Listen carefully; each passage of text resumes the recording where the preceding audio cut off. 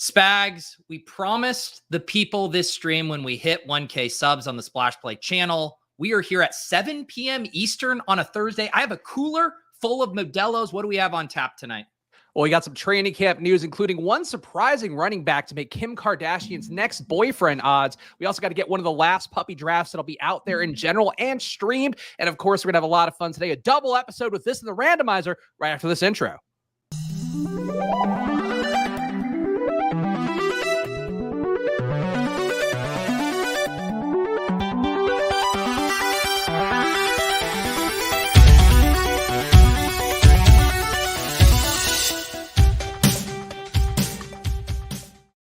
Hello, everyone, and welcome to another edition of Splash Play, the fantasy football podcast for every game under the sun. And once again, I'm Chris Spags, joined by your friend of mine, Pete Overzet. And Pete, we've got no time to waste because the puppy's 99% fill, and I won't even waste time with our antics because that's how badly we have to get in before the contest gives up.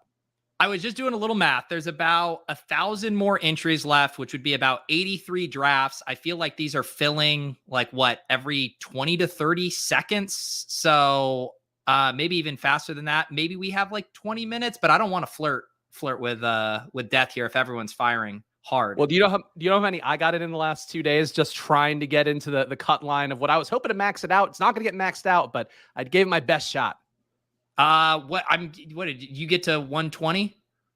Just shy of 120. Yeah, I think actually my final number, I have to check because I was running 5 at a time today just to try to get some in the mix. We also have to establish the rules of our power hour we're going to be doing to celebrate today, but I did in fact get to 117 entries in the Puppy 3. Wow. Hey, Spags, are you impressed? The past 2 times you've had me guess, I think on your BBM entries and now on Puppy, I've been like scarily close without any insider information. Now, honestly, you are so deep inside my head because that's the kind of podcast partnership we have that gets you to 1,000 subs on YouTube. And Pete, I didn't even tell you we're officially YouTube partners now. We're subject for monetization, subject for super chats. So we are live officially on the Splash Play channel. Also subject to demonetization and subject to lose our partnership rights at a moment's notice. I don't think that's going to happen. That feels unlikely, but let's hit the answer button. Of course, the power hour is going on. So Pete, are we drinking every pick? Are we drinking every minute? What are we doing here? Yeah. Help us out here. You know, a well-produced podcast would have planned this drinking game out in advance. We would have had a little graphic made. We would have done all those things, but that we are not. Let's figure this out on the fly. I have a cooler pack of Modelos. I like, definitely every running back we select is a big pull for sure. That's a pull. Let's see it in the chat. 6 beers in total, so I'm ready for whatever, prepared for anything, and even went with real beer. I was thinking about bringing a mix of lemonade and I think it's like a malt beverage. It's a lemonade and iced tea. It's so good, but I felt like that would fit the criteria for a power hour. You'd make fun of me and probably insult me in some fashion. Okay, yeah. This is what we'll do. We'll take a shot of our beer every pick, double shot for running backs, and then if the chat comes up with any other creative suggestions, we will potentially add those. So I'm thinking right now, double shot for running back. I am liking the idea of a hyper fragile build. Just saying, Spags. I mean, I guess for the entertainment value, I will say in my puppy drafts to cram them in, I do some hyper fragile builds, some anchor RB builds, some superhero RB builds. So I was doing a little bit of everything today, Pete, just in the hopes of trying to keep my brain functional while doing 4 to 5 drafts at a time. Yeah, I wish I had that luxury. Some of us have to work. Some of us have to do stuff. Some of us still have to make content. You know, we can't just fucking plan for our big drinking night while drafting 19 puppy teams. Well, I will say I actually was in 2 drafts. I think our pal Pat Corain was multi-table at the same time again. We're on the clock, though. I feel like if you want to take a running back, we can. But Justin Jefferson at 4, I mean, my God, the value. We're not passing on Justin Jefferson. Let's cheers to that, Spags. Justin Jefferson, the new Cooper Cup, the People's Cooper Cup. You're getting him at that discount. How could you not take it?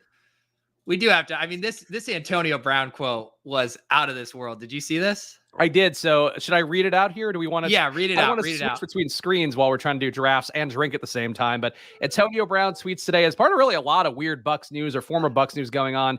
And it almost reads like a click hole quote, but The tweet from him says, my biggest regret in my career doesn't involve calling my GM a cracker or showing up to Raiders camp late in a hot air balloon with frozen feet or throwing rocks at that UPS driver. And it definitely doesn't involve taking my shirt off, doing a victory lap around the Jets stadium mid-game while throwing up deuces. My biggest regret is that I'll never get to see me, Antonio Brown, play a game live. Sure, I could watch the game afterwards, but I can't imagine what that was like for you all to see something like that, like watching the Beatles or Jesus perform at Red Rocks. Pete, this is exactly the argument I had when I was talking about rewatching our streams. So I think I'm fully team Antonio Brown right here. Yeah.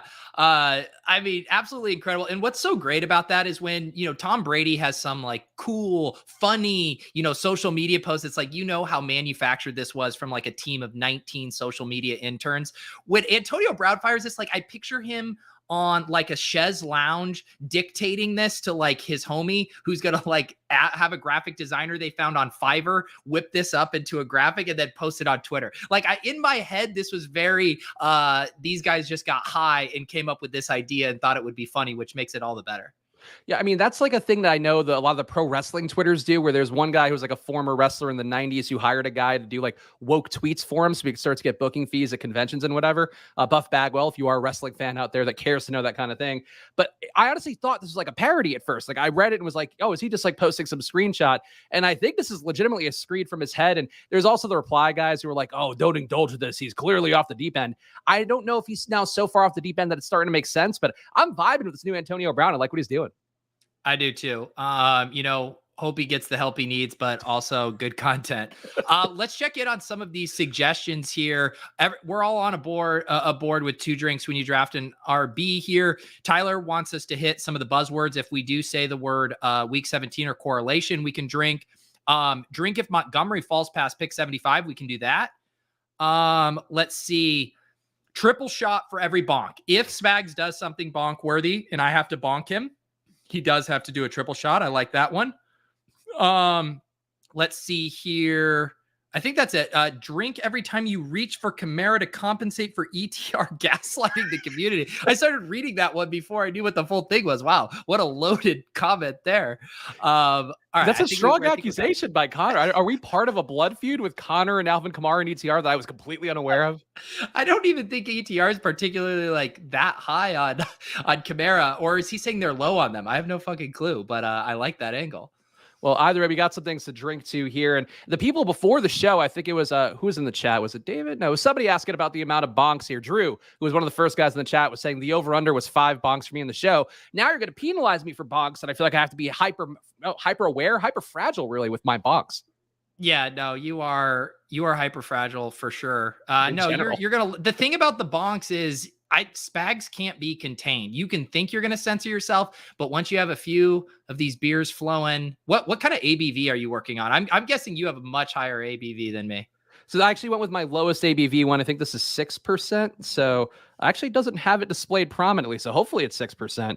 But I'm pretty sure this level up one, which I've given free ads to on the Friday streams, of course, which are part of the Splash Play channel. I'm also noticing, Pete, that we had some flooding in the basement, and I'm realizing it now got to this room too, because my feet are slightly damp as we go. So great vibes as we are up on the clock. All right. This is actually a pretty gross range. I feel gaslit already. I'm fine to take Tyreek Hill. I'm fine to go full piss boy with you here. I've been taking a little Tyreek. I've not been taking much Mike Evans. So I started to get a little bit today because I was taking Christian McCaffrey, because that's what happens when you're doing 5 drafts at a time. Tyreek, apparently a lot of slinging the ball around of Tua. So I'll take a sip for it. And I'm glad we're not taking running backs in this pristine 0 RB build thus far. I like how there's training camp buzz and there's things that beat reporters say and they have their players they fall in love with. Oh, this guy, best shape of his life. He's tearing it up. I do like that. I don't think I've seen a single piece of positive buzz about Tua that wasn't from Tyreek Hill, but it's been so consistent that I believe it. Like Tyreek Hill in my head at this point is just a reliable journalist. And I feel like we have to trust him about how good Tua is. I mean, I'm willing to buy in. I'm looking for any reason to take Tyreek because people seem to not draft him a lot. I know people are down on him with the move from Kansas City, but I feel like he lines up a lot with the builds I like to make, and I'm tired of reaching for T. Higgins ahead of ADP. So Tyreek, if he's going to fall, I'm happy to buy in whatever hype he's spinning out there for Tua and himself. That's when you know you're a true basketball grinder, when you get bored with the optimal plays and then you feel like you have to switch it up just out of pure boredom. I don't mind taking Nick Chubb here with a double shot. I mean, I feel like we got to do it just for the drinking, but Michael Pittman's also pretty good. Chargers are pretty good. I don't mind him. if we were to do something here, wait, did Kyle Pitts went 3-2? Okay, we're in a crazy draft. Let's go wide receiver. Let's go DJ Moore. Just fuck it. Let's go DJ Moore. All right, DJ Moore. I mean, just one drink for me. That's fine. Nick Chubb, I'm buying into less. The more that we're seeing a higher likelihood of no Deshaun Watson, but hey, so wide receivers. Yeah, I mean, I don't know. I don't mind the Chargers guys. I don't mind Pittman, but if we're getting loose and we're having fun and we're just going out there and getting our guys, let's get fucking DJ Moore, man. I like Pittman though, because like if you're not taking Jonathan Taylor, again, we talk about this a lot on the show, you're making a bet for somebody else. I feel like Pittman's one of those guys you're making a bet for. So you take Pittman, maybe you take Hines too, throw in some Matt Ryan. Now we're cooking with fire, baby. I don't know if I don't know if I fully track that. Like in general, I do like the idea of like leveraging your decisions. You pass on Chase purposefully, you go out of your way to get Higgins. I do like that general logic thought tree. I just don't know if it checks out for me with the Colts. I really do think that Jonathan Taylor is going to be like a rising tide lifts all boats thing for that offense. And so I worry about like the scenarios where you're fading Jonathan Taylor. I just don't know. To me, then it's like the whole offense is worse. Right. Whereas in like, say, really good offenses like the Bengals or the Chiefs or the Bills, you remove one of those guys, they can still have their identity and kind of fill in around that. Whereas with the Colts, if Taylor isn't great, I just worry about the whole offense not being good. And so that's kind of my concern there of why that doesn't check out for me with Pittman. I mean, we got a couple of running back pigs in the room, too. I'm just going to point out, you guys taking 3 running backs in a row for the first 3 rounds. So kudos to them, scarfing up the running backs. But I think the logic for me with Taylor would just be that he was one of the lowest scoring average points per game running backs in the last 5 years, I think the data says. So that's one thing that, that stands out. 22 fantasy points per game is where he was last year. But also it's just that like he could be good. He could still even be a top 5, top 10 running back and not be quite as important then. And my thesis has just been that running backs this year are not going to be as good. They're not going to be the players that people have banked on in fantasy for the last 15 years. And I think that's why, to me, like you take Pittman, you take Hines, and there's a lot of Hines hype right now. Hines is starting to go high at some of these puppy drafts down the home stretch. Like I think Hines hype is high enough that, I'm glad I got him where I did, but I still don't mind buying in. Yeah. As Zions points out, money is raining in. We should hit 1K subs more often. Clearly, people look at us on stream and they're like, these guys look like they could use $20 or $5, which, fair enough. I get it. Well, I know you're not a super chat grinder, Pete, and you're happy to get them. I do know from some people in the creator community that they say like super chats are the most profitable thing. Granted, this I'm sure more so for busty Americans than it would be for Pete and I necessarily. But I do think that that's something that super chat money is good if you are actively soliciting for it like a panhandler.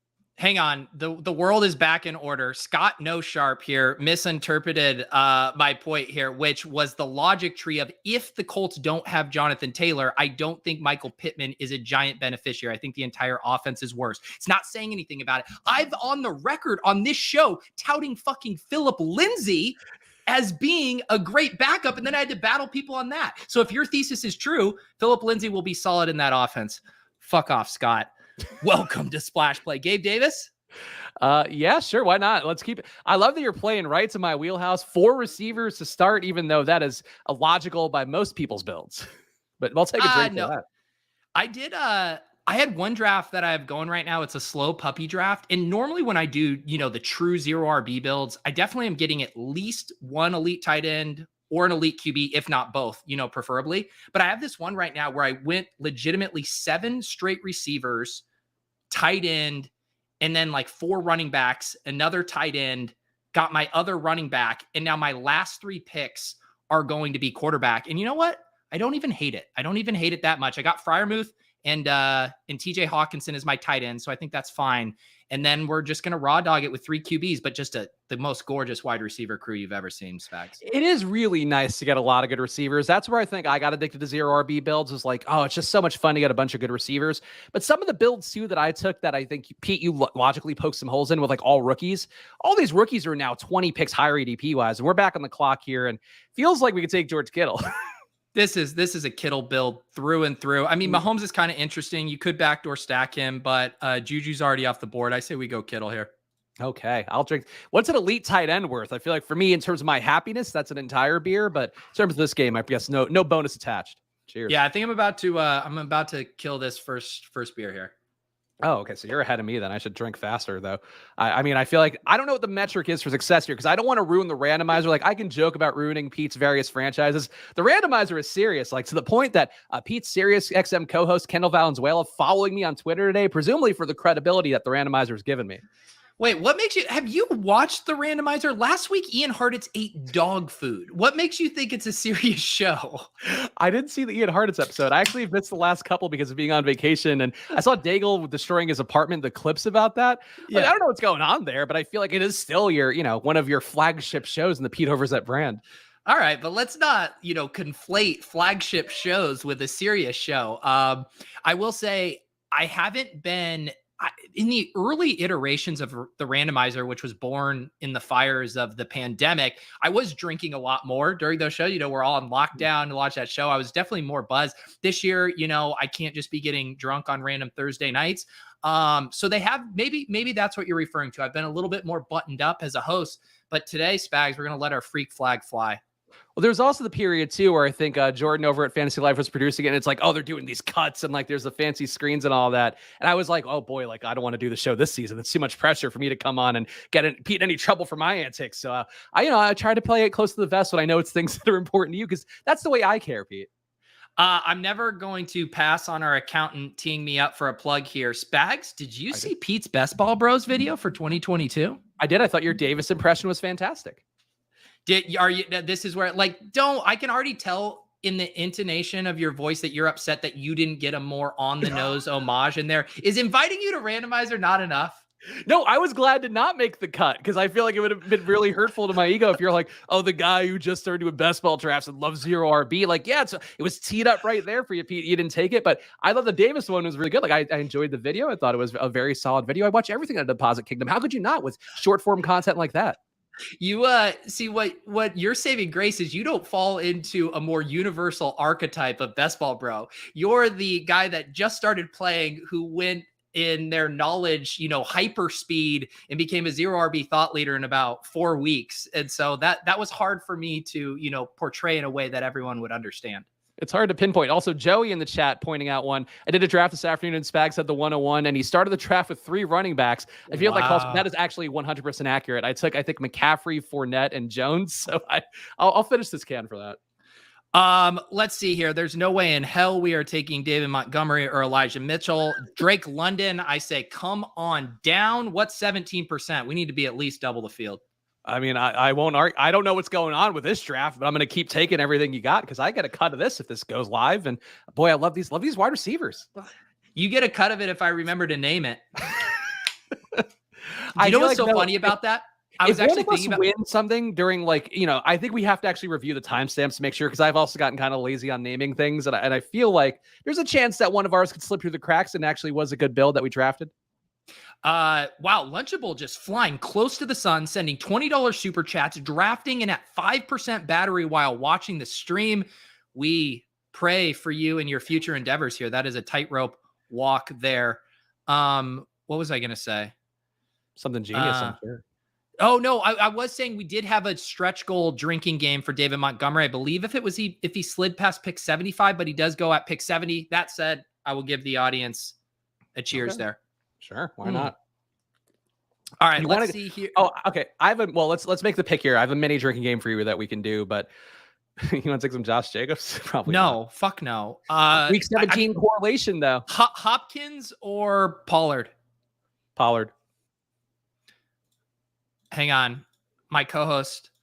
I'll pull up the chat before reading it. It's not just busty streamers getting super chat, Spags. We doubled our super chat income after Pete's infamous nip slip. Congrats on the 1K, boys. We do have to bonk Brian for that, though.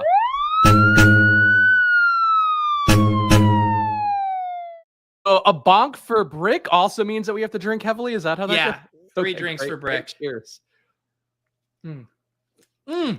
Yeah, Brick also. And you mentioned correlation. Correlation.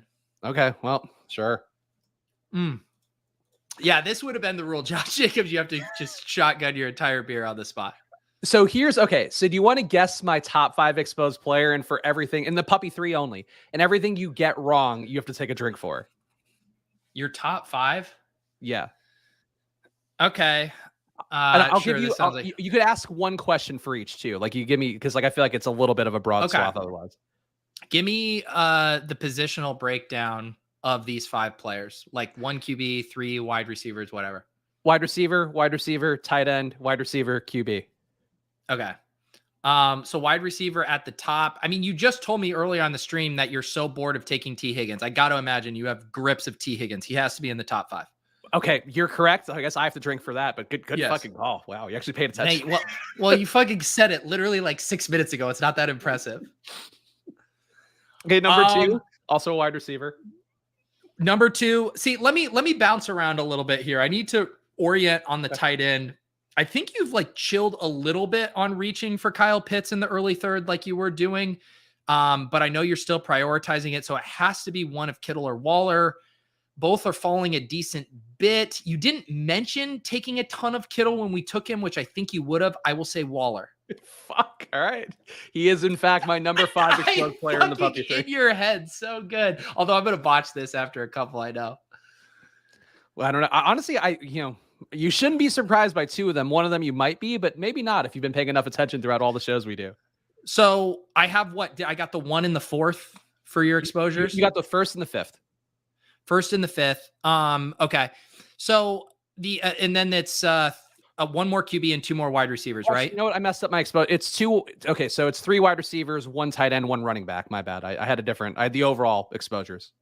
Okay. Another wide receiver. So you're one place that you get funneled as a 0 RB drafter is at that like round 5 to 7. And that's where you're passing on Jacobs, Gibson, Montgomery. And the guys normally there are Amon-Ra, Elijah Moore, Drake London. Again, I knew you were taking a ton of Drake London early. Haven't heard that quite as much. I'm going to say Amon-Ra St. Brown. You're in the wrong tier. It's a guy who usually goes in the 2nd. Okay. Guy that normally, you did say you were picking up your Tyreek Hill stuff. Is it Tyreek Hill? No. So you're on the clock. So you owe me a couple drinks, but do we just take Gibson here now that he's falling precipitously? No, this is a gross spot. All right. Tom Brady, who's going MIA on the team. Gibson at 93. You're going to make me be the asshole in the room. Have to say, take Gibson. No, you're the asshole in the room. All right, fine. All right. I'll drink for that. Two drinks for a running back. With a 0 RB build, we're going to be doing 2 drinks a little bit more, I think. So that's going to be great for the show. Let's see. So who do I have so far? I have Waller. I have Waller, who's at number 5, T. Higgins, who's at number 1. Yeah. You're missing wide receiver at number 2, running back at number 3, and wide receiver at number 4. What fucking are you still on Tyler Algier? Oh, I certainly am. He's number 3. Okay. All right. At 28%. Oh my God. So you got my number 2 and my number 4 receiver, or number 2 overall and number 4 exposed overall, but they are both receivers. I took Gibson, I think in a BBM3 draft the other night. I will say once these guys get pushed out of what I consider the dead zone tier, and like once Devonta Smith, DeAndre Hopkins, Treylon Burks, Sky Moore are off the board, and then you're into that kind of next tier of wide receivers, I feel like the floor scenarios and the boom bust nature and the committee stuff is like baked into that ADP. And the one thing that I've been thinking about with this stuff and why I don't like Josh Jacobs and David Montgomery and don't mind the Gibson selection is we are trying to bank the like 25 point, 30 point game. And how do you get there? It's with really big plays. And we know Antonio Gibson's really explosive. We know he can be like a miniature Nick Chubb when he gets those touches. So with this format, I'm passing on guys like Jacobs and Montgomery who can't do that. But I do really think Gibson is a pretty good pick for how this structure works once he's slipping that far. What do we want to do here? Boy, none of these guys make sense at QB.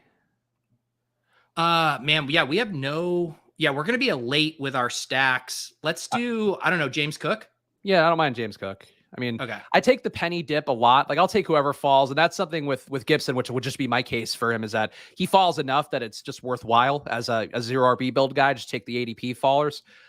But yeah, like I think Cook is another guy. He's steaming up a lot. Like he used to go in the 120s. Now he's going 100 flat, which kind of worries me about taking him now, but it's hard to argue. Yeah, I think Singletary, I saw a tweet today. Singletary was getting some buzz. Apparently he had some big play in training camp. I don't know. I don't think you can really go wrong with some of these rookies in here. We could have done what Willis did and reach on Garrett Wilson there. I don't even think it's a reach at 102.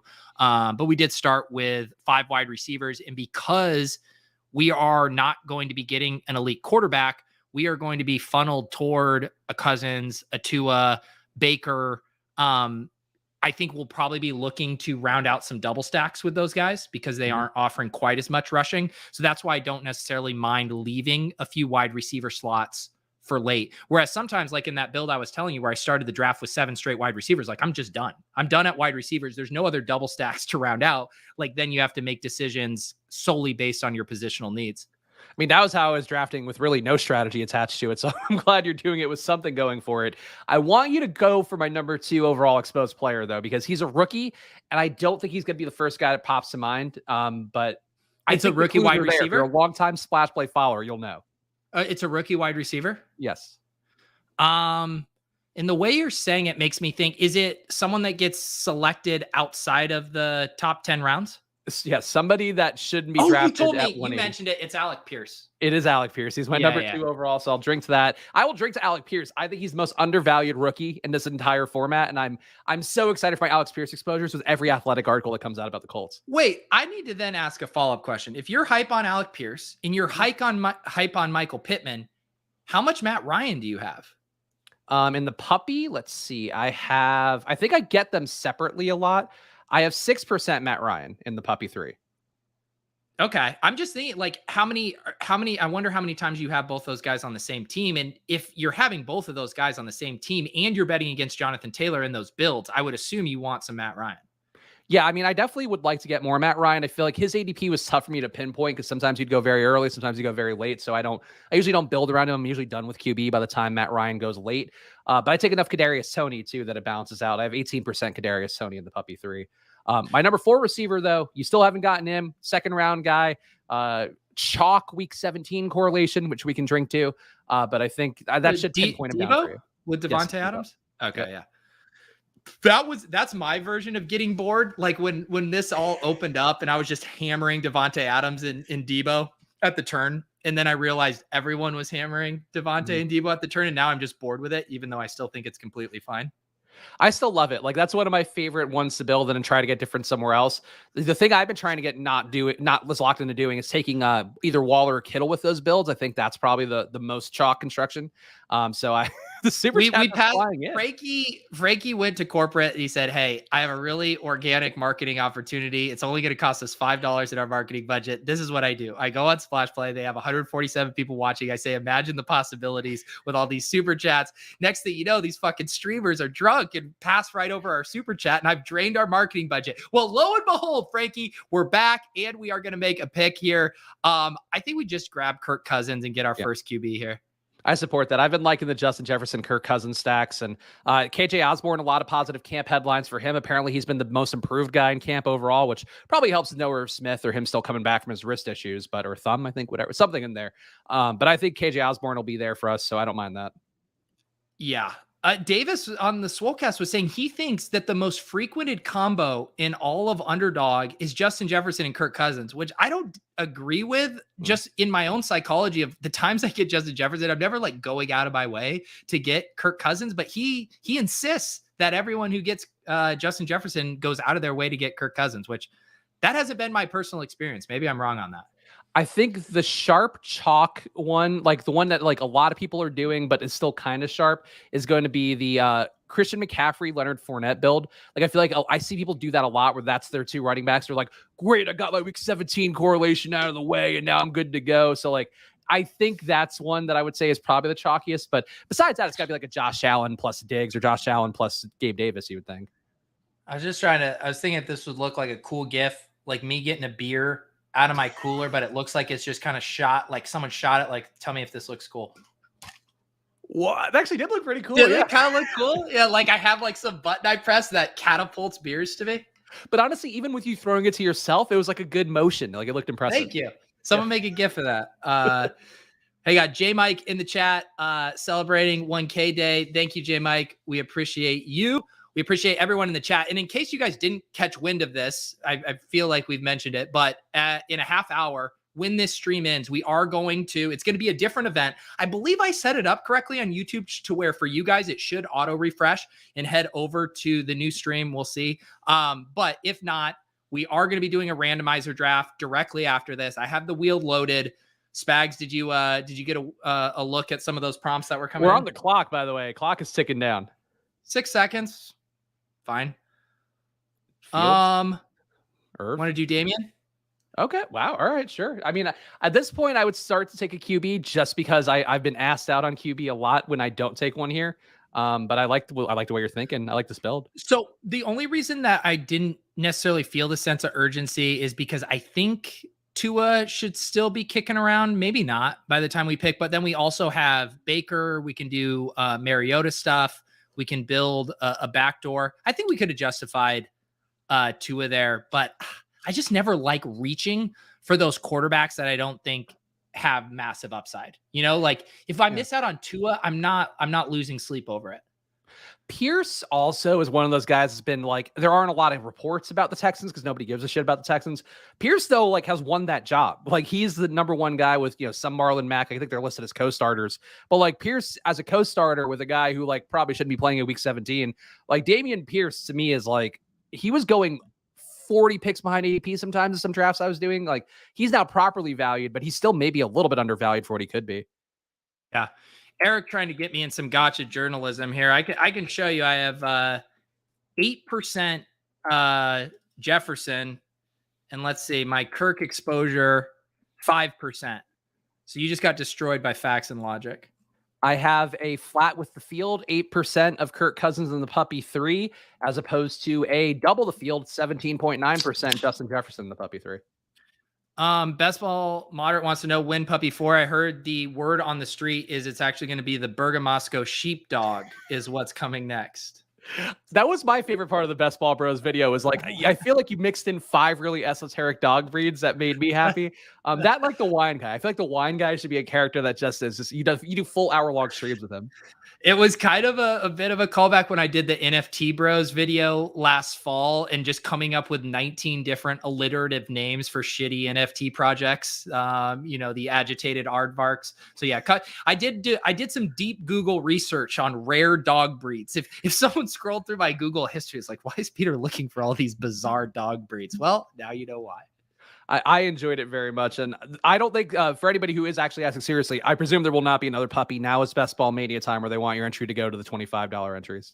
Yeah, I've noticed it a lot in the Deposit Kingdom Discord, multiple channels, people being like, do you guys think Best Ball Mania fills? I told Underdog they can cancel my contract on the spot if I don't fill this fucker before the start of the season. I do think Best Ball Mania 3 will fill though. So is that how they're paying the guaranteed prize pool? Is that they're just cutting your contract and it's a break even then? Yeah, exactly. And I told them I'd send my cactus back for maxing last year too. We are big fans of Underdog here. Of course, play along with us. Use the promo code SPLASH or the promo code Pete. Honestly, use either. But double your deposit up to $100 on Underdog. If you're new to best ball drafts, do it now. Actually, Pete, fun fact. So one of our Football Outsiders guys who was previously our senior data analyst at Edge Sports, he's now doing some fancy stuff for FO and basically helping us keep that product in the right direction is what I'm hoping. He didn't know that you, my podcast partner, were the Fantasy Life newsletter guy. And he's like, oh, I love this thing. And I didn't realize like, oh, that's the same Pete. And I'm like, yeah, it's the same Pete. He does a great job. He's actually very talented. And I'd explain that. That's a more enjoyable confusion than when people don't realize that I have a connection to Pete Manzanelli, which still seems to come up all the time. I think we have 2 interesting things here. I think we have to take Tua for our stack, but Irv looks nice too. But tight end, I'm just so much more willing to push. Yeah, that's fair. I don't mind Irv. I do think Irv was like, people are still scared off of the injury stuff where it's like he should be back by week 1, if not week 2. So he doesn't really matter for what we're trying to draft for to take the prize down at the end. But Irv to me is one of those guys, like if you're going to talk about not taking an elite tight end, Irv Smith could be a top 5, elite level tight end next year. He's young enough where like he could be one of those guys that bubbles up for the 2023 drafts. I just want to show, like, a lot of times what happens on these streams is you hype up the players and you start talking about the players you want. And then the chat's like, that's a really good point. Maybe I should take him. You know what I did? I fucking fudded the shit out of Tua until I got him to slide to us. Did you see how that happened there, Spags? You might have been able to get Irv there and FUD Tua for one more round, would be my thought. I should have got harder on the FUD and be like, honestly, I don't even get, like, correlation at this point doesn't even fucking matter because this guy's so bad. The only person hyping him up is his own wide receiver. Yeah, I mean, and he has to for all of his money. Why grab Irv when you can get your double stack with Tua 2 rounds later? I will say, if you're doing a 0 RB build, I feel like we should have better receivers. Like, this is one of the things where I got like some shit feedback from people on the 1DK draft I had tweeted, where like Ship My Money is one of the sharp guys over at Osimo or Stochastic now, was like, oh, like I feel like a 0 RB build should have better receivers. I feel like we should have a little more receiver talent, given that we skipped everything else for 8 rounds. I like our wide receivers. To me, again, it all has to do. This is where you can't fall in the trap, right? Because if you said we end up with a 7 wide receiver build and these are our 7 wide receivers, I would agree with you. But we're going to make up for that lack of quality in those mid rounds that you're feeling, which I think you're rightfully feeling that, with an extra wide receiver. So instead of being a 7 wide receiver build, this could end up being an 8 or a 9, depending on if we go, 6 running backs or 3 QBs. Okay, I think that's a reasonable way to look at it. And I also think, too, there is a little bit of an info advantage right now if you've been following shows like this, of course, following the ETRs, the Spike Weeks, the Ship Chasings of the world, all of the stuff out there that that we swear by and enjoy all the people that do that content there. Like, I think there's an advantage where you can start to map out the rooms where, like, you can get McKenzie, you can get Dubs, you can start to get these guys. Like, they're surged up enough, but they're still, like, cheap relative to some of the, the upside they have and upside relative to what the news items are. Like, I've actually kind of enjoyed taking 4 receivers and just trying to scan the room to get Alec Pierce, Dubs, McKenzie, Pacheco. I'm so deep on Pacheco, man. Like, I am so team Isaiah Pacheco. It's not even funny. Wow. Like, I think he should be going in the 150s. I will tell you, I'm scooping up this Rojo dip. I'm fucking buying that dip hard. Lunchable says my bank is going to call me any second asking about these transactions. They should. I mean, Frankie's getting audited by the CEO of Divine Possibilities, wondering about these super chats that he's, claiming are a marketing expense. Oh, Large, this is from the Brick Draft Caddy. My co-host on Lulz, Brian Hooper, has a caddy. You can load in all kinds of different information. So mine in here in the red are my personal exposures. This is for BBM3. This isn't actually my puppy exposures. Green is the week 16 matchup. Us thought leaders have memorized week 17 matchups, but not week 16. So I have that here. And then the blue is a target exposure. It's a basket of averaged exposures that are regressed. I don't even understand all of the words that are coming out of my mouth, but that is what is told to me. It includes, Hertzig's, Davis's, mine, Pat Crane's, and, maybe Spags if he's lucky, although I don't know if we want to be getting too much Alec Pierce in our targeted exposure. There's also a link in the description. We've been giving Brick free plugs, I noticed, in the splash plays, which is fine because we love Brick and Brian Hooper. And Lulz, honestly, I think if you are trying to get sharper about this and hear how a pro player who's made a lot of money, a lot more money than anybody else who's streaming out there, I'll give Brian Brick, of course, the full kudos to that. Listen to Lulz, because I think, honestly, for me, it was very informative. Like, Ship Chasing, I'll give all the credit to for getting me in to understand and wrap my head around best ball, Rotoviz as well. But, like, listening to Lulz, I think the game theory of it, that's the next iteration. And Pete, actually, something I didn't talk to you about, Ryan Rinpack over at Osmo shared with me his exposures. His exposures are fucking batshit insane. Wild. Like, 100%. I don't even want to spoil it because we might have him on the show. 100% of one team, he's got every player. Like, well, I remember when we did a draft with him, and I think he did like a mega onslaught Chiefs. of that Charger. No, he did a Chargers Rams onslaught in the draft we were in. Oh, maybe it was a puppy then. We're on the clock. Let's take our. We got all the pick of the litter of the running backs, but yeah, but I do think I still like Paris Campbell. Let's do Paris Campbell here. I mean, I got to get my Paris Campbell exposure through you because I'm team Alec Pierce, but they are both running in the starting wide receiver 3 groups, so I got it. The thing when you take Paris Campbell first is it's not mutually exclusive. Where's your Alec Pierce exposure at? Just so I can see that real fast. Let's see. 8%. I'm even with the field. You're with the field. Okay, that's fine. As long as you're not under. If you are under an Alec Pierce, either Pete or anybody out there, I'm fucking coming for you because Alec Pierce is the next great thing in football. And nobody's saying it, Pete, but he runs a 4.40. He's running all fucking go routes for the Colts. It's going to be amazing. And he's the leverage against Jonathan Taylor. I love Alec Pierce and I'm obsessed with him. Anyway, go on. What was I gonna say? Oh yeah, so yeah, the Rin pack. I do like, and I've mentioned this on a show before, but you were mentioning Brian and just that idea you mentioned Rin pack. These guys that are approaching best ball from way more of a DFS game theory perspective than I think a lot of people who come into best ball. And I remember talking to Brian. It was last year at the beginning of the summer, so this was right when Best Ball Mania 2 opened. And I was like, hey, look at this tournament structure. I know you don't play best ball. Like, what's the first thing that come to mind? And he goes, week 17 matchups, looking at the correlations there. And so, like, it just goes to show you that the DFS players who view things through that lens, they immediately identify like the specific edges based on the structure. Obviously, that became a major talking point this year, but I do think it's that DFS background is very helpful in that regard. Let's see. I think Michael Carter for me is a tier break at running back after him. So I don't mind taking Michael Carter. And if you want to twist my arm on Alec Pierce on Spags Day here on my channel, I'll do Alec Pierce. I mean, we can get Richie James late. We can get Matt Breida late. We can do some different things with the Giants week 17 correlation. I think you need to get your Alec Pierce exposure at least to 9%. Thank you. Thank you, Pete. Thank you. All right. So then let's back this out because there aren't worlds to me where Alec Pierce and Paris Campbell are smashes and Matt Ryan isn't along for the ride. So if we have three more picks, if we add Matt Ryan, he's definitely been drafted. Yeah. Who's taking Matt Ryan? Okay, I need to go look at this team. What the fuck, Nico? All right. Okay, so you took 3 straight quarterbacks: Winston, Matt Ryan, Daniel Jones. Who do you have? Oh, you have Pittman. All right, whatever. Okay. Right, he's got the week 7. He's got double week 17 correlation. So double. Right, I wanted to be mad. I can't be mad. Also, we got to give this shout to the chat. Josh Gillum and Star Kindler saying Tyquan TD. Tyquan Thornton, Pete, another guy. I've given you credit for a lot of your 18th rounders and below who you start to say, like, draft him now. Tyquan is one of your guys, too, that I'm giving you credit for because I've been taking him. 6% Tyquan. You're definitely more than the field, I would think.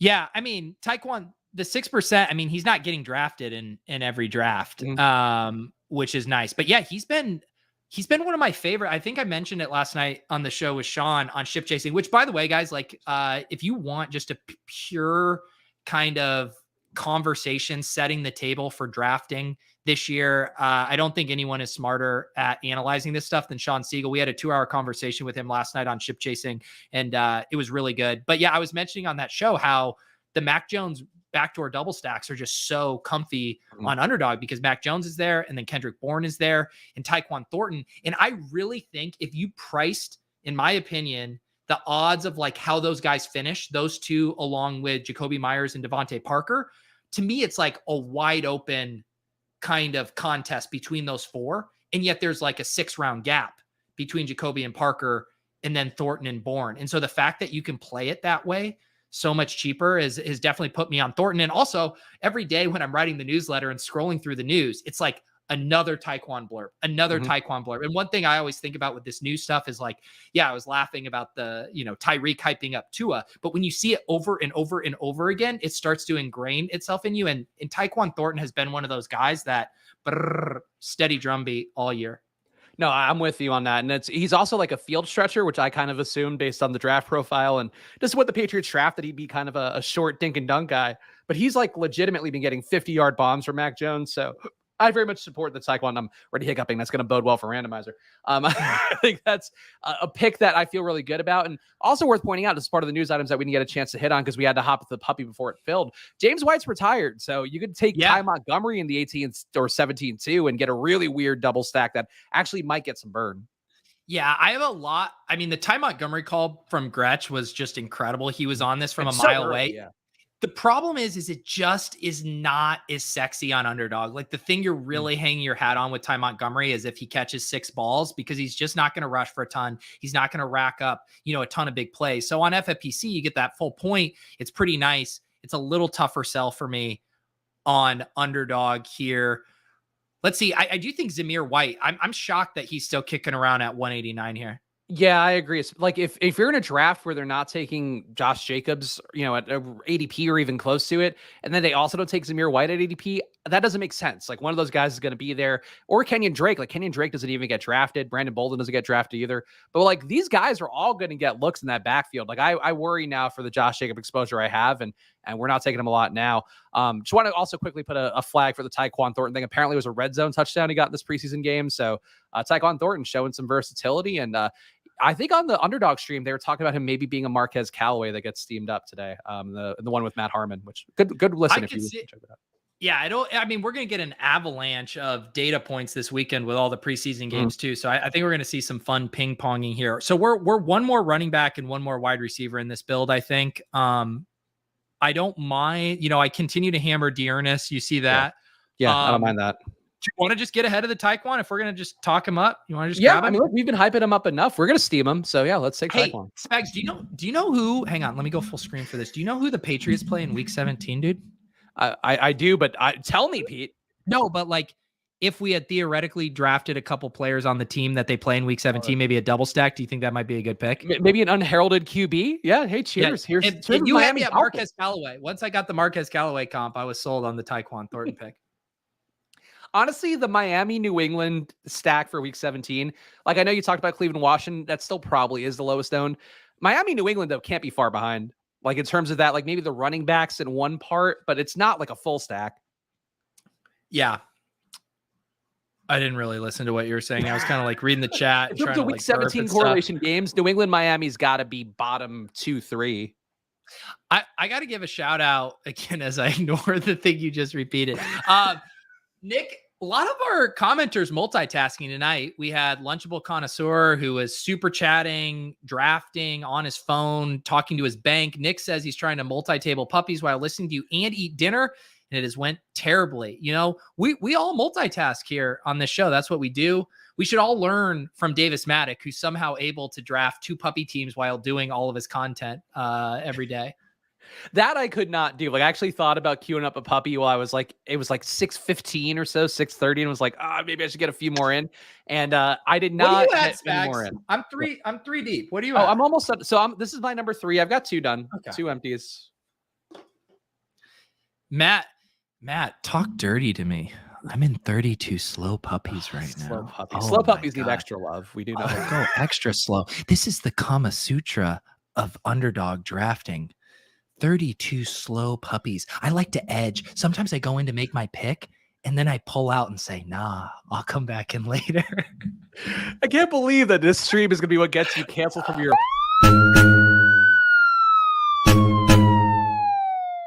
luxurious fantasy life gig at risk now because we hit 1,000 subs on YouTube. That's going to make us ones and dollars. A little inside baseball for everybody. We appreciate all you guys watching. Of course, if you're watching on Pete's channel, head over to the Randomizer stream, which is another separate link on Pete's channel right after this one, coming up in 15 minutes. And of course, subscribe to the Splash Play channel where Pete, also, you might know this brought me some joy. We did pass Spike Week. They beat us to 1K, but now we're ahead of them because of your personal request on the YouTube post thing. Like that gave us a pretty big bump. Rising tide lifts all boats. We love the Spike Week crew. Only Spags and these guys are scoreboard watching. I just want best ball to succeed, man. I just want everyone in America to get a fucking cacti sent to their house for maxing one of these tournaments. I believe cacti is the plural of cactus. Get stabbed by the cactus there, by the cactus you were showing love to. What a metaphor that is. I think I owe 2 more Willis on the bonk.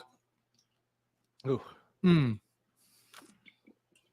I will say I ate some pretzels before the show, not like just pretzels out of a bag. Like I got Philly pretzels, which are apparently a thing, and a pretzel dog and some shit. Took Eno. Sorry, continue. No, it's okay. So I'm dangerously full right now, where the randomizer stream might have me spewing up something just out of pure fullness. So something to tune in for.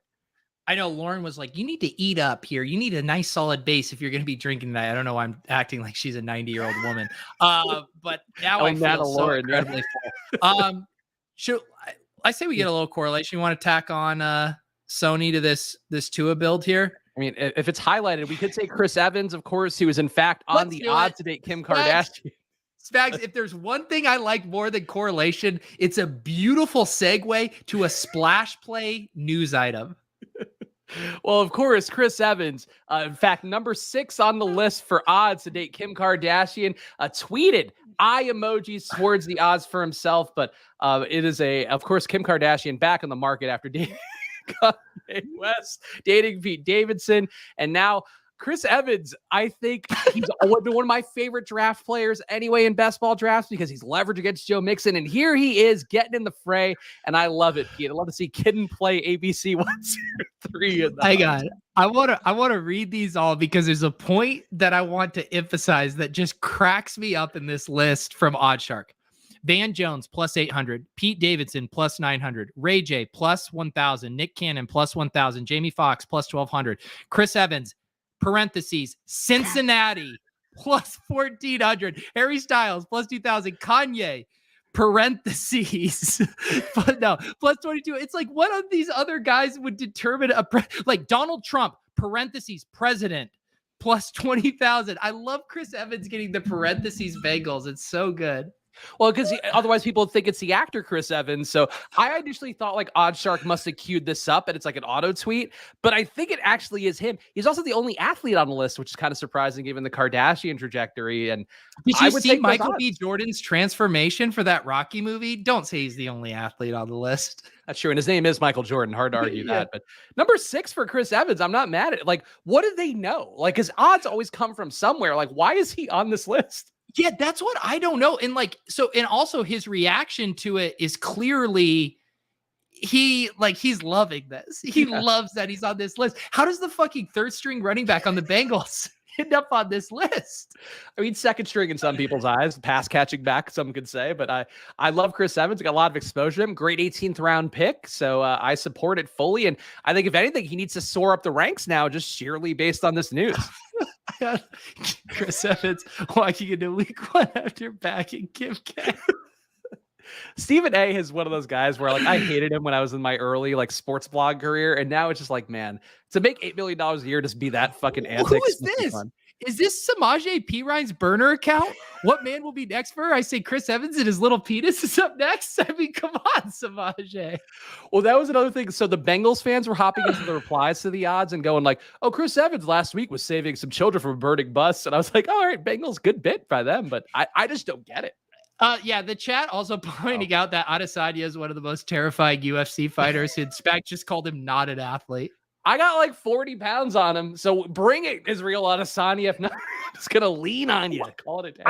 I'm trying to do some actual research here on the spot to see if they have some kind of connection. Like, I just want to know where this is coming from. Thank you, fucking shitty Michigan Wolverines blog, for not giving me anything. Does anyone know? Like, why is he in this tweet?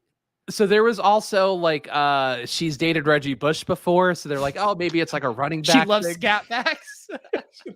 she loves guys who are elusive in space. So Chris Evans bubbled up. Oh my god. Oh, and then you're getting the wait. Hang on. I have a question. Mm-hmm. Spags, I have to throw something out here. Is there a chance that they mean Chris Evans, Captain America, and Oddshark thought that it might have been... I said out loud when we started? Did you say that? Yeah. I've just been ignoring you all show. Like they're like Excel spreadsheet VLOOKUP was like pulled Chris Evans and it's like Cincinnati because they're normally posting sports odds. I don't think that's the case. Real Chris Evans, actor Chris Evans is married, I believe. I got had. This is a bit. Fucking Oddshark engagement farmed me. I got engagement farmed by Oddshark.